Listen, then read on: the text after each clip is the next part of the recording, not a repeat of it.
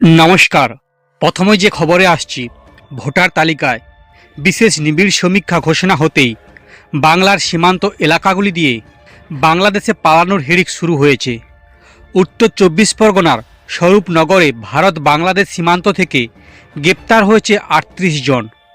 অভিযোগ, তারা সকলেই অবৈধভাবে সীমান্ত পেরিয়ে পালানোর চেষ্টা করেছিল। পুলিশ সূত্রে খবর, স্বরূপনগরের বিথারি সীমান্ত দিয়ে পুরুষ মহিলাসহ 38 জন ভারত ছেড়ে পালানোর চেষ্টা করেন।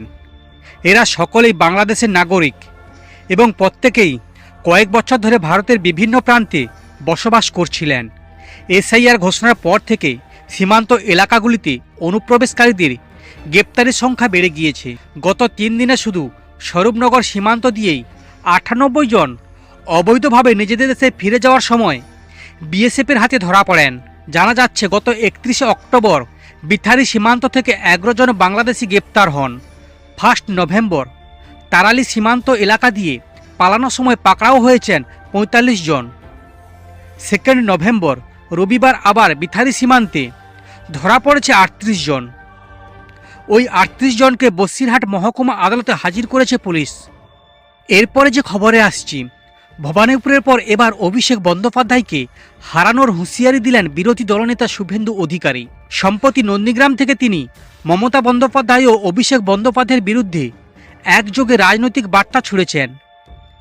কেরলে কর্মরত অবস্থায় মৃত পরিযায়ী শ্রমিক ভীমচরণ বারিকের নন্দীগ্রামের বিরুলিয়া গ্রামে গিয়ে ফের রাজ্যের শাসক দলের অর্থনীতি ও কর্মসংস্থান নীতিকে সরাসরি আক্রমণ করেন তিনি।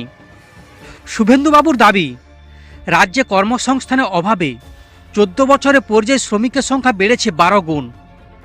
তিনি বলেন, 2021 সালে যখন এই সরকার ক্ষমতায় আসে তখন রাজ্যে পরিযায়ী শ্রমিকের সংখ্যা ছিল 5 লক্ষ, এখন তা পৌঁছেছে 60 লক্ষে।